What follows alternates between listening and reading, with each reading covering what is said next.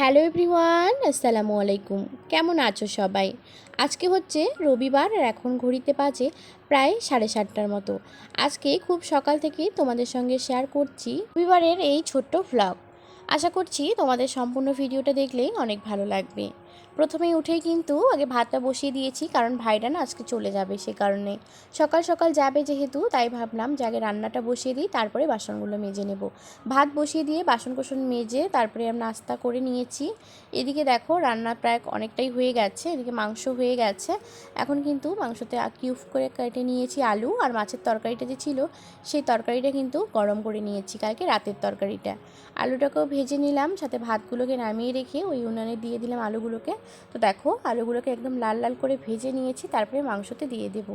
যেহেতু সব কিছু তাড়াহুড়ো করছি, সে কারণে শুধু ভিডিও ক্লিপগুলো ছোট্ট ছোট্ট করে নেওয়া হয়েছে। এদিকে কিন্তু ভাইদের খাওয়া দাওয়া হয়ে গেছে, এখন রেডি হচ্ছে। তো দুই টিফিন বাটির মধ্যেই কিন্তু একটাতে পায়েস দিয়ে দিলাম আর একটাতে কেক দিয়ে দিলাম। ফ্রিজে রাখার জন্য কিন্তু ভালোই আছে। তারপর ভাইরা চলে গেল, সব কিছু বাসন কোসন মেজেই চলে আসলাম ঘরে। ঘরে এসে দেখি কারেন্ট চলে গেছে, আর হাজব্যান্ডকে দেখো কি একটা ঘেমে একাকার হয়ে আছে।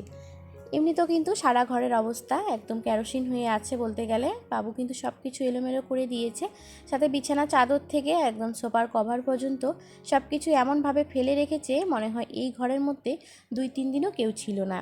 তো দেখো এদিকে যেহেতু আমার ভাইরা চলে যাচ্ছে, সে কারণে কিন্তু ওইদিকেই মন ছিল, এদিকে আর মন দিতে পারিনি। তারপরে কিন্তু আজকে যেহেতু রবিবার, হাজব্যান্ড বাড়িতে আছে, সে কারণে আমার শরীরটাও একটু ভালো লাগছে না, ওই পায়ের গোড়াটা কেন জানি ব্যথা হচ্ছে। তো ভাবলাম একটু গিয়ে ডাক্তারকে দেখিয়ে আসি। যেহেতু মানে আর 15 দিন, আজকে হয়ে 15 দিন হবে, ভিজিট শেষ হয়ে যাবে, সে কারণে কিন্তু আজকের দিনেই যাওয়ার কথা। তো দেখো এখন কিন্তু আমরা বেরিয়েও পড়েছি, শর্টকাট রাস্তা দিয়েও তাড়াহুড়ো করে যাচ্ছি। যাওয়ার সময় ভিডিও ক্লিপ নিয়েছি, এই জায়গাটাতে কেন জানি একটু অন্ধকার হয়ে গেছে, বুঝতে পারছিলাম না।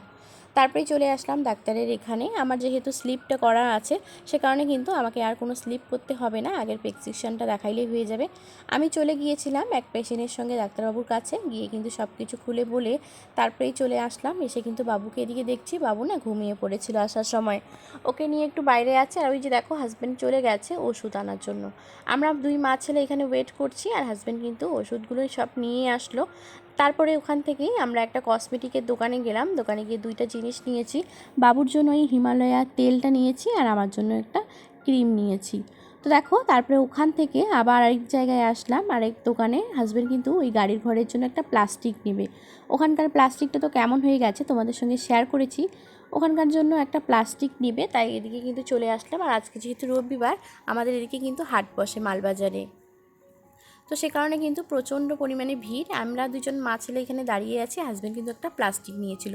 এই যে দেখো প্লাস্টিক নিয়ে কিন্তু এখন বেরিয়ে পড়েছি, আর প্লাস্টিকটা না আমি ধরেছিলাম, সে কারণে ক্যামেরা করতে গিয়ে একটু সাইড দিয়ে আঙ্গুলটা দেখা যাচ্ছিল।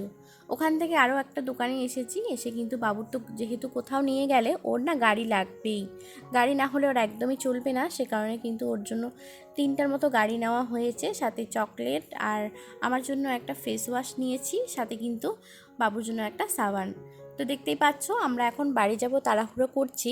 এদিকে কিন্তু ট্রেন আসবে, স্টপ একদম গেট ফেলে দিয়েছে। তো দেখো ট্রেনটাও চলে আসলো।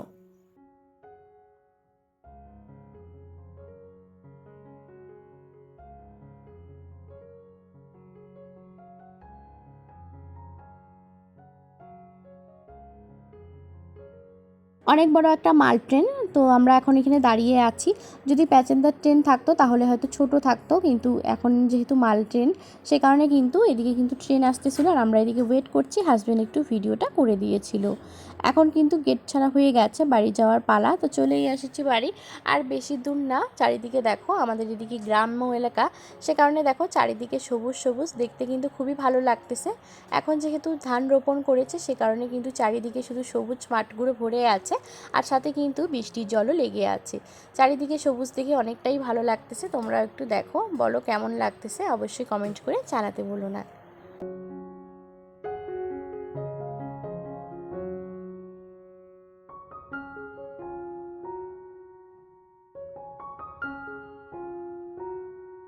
তারপরে চলে আসলাম বাড়ি, এসেই কিন্তু দেখো বাবু কিন্তু আবার খেলতে বসে গেছে। তো তোমাদের সঙ্গে শেয়ার করি, এই যে কয়েকটা জিনিস নিয়ে এসেছিলাম আর কি, যেগুলো আমার শেষ হয়ে গেছে।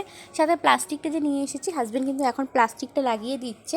সাথে ভাইস্তাও চলে এসেছে, ওরা কিন্তু এখানে প্লাস্টিক লাগাচ্ছিল, অনেকটা রাত হয়ে গেছে প্লাস্টিক লাগাতে লাগাতে। তারপরে কিন্তু আমি এদিকে একটা ভাজা করে নিলাম, যেহেতু দিনের বেলায় মাংস রান্না করেছি, মাছের তরকারিও ছিল, সে কারণে কিন্তু আর কোনো রান্না করব না এখন। শুধু এই যে করলা আলু ভাজা করে নিয়েছি। হাজব্যান্ড শাশুড়ি মা কিন্তু একদম পছন্দ করে না এবং কি খান না, আমি শুধু খাবো, তো সে কারণে ভাজাটা করে নিলাম।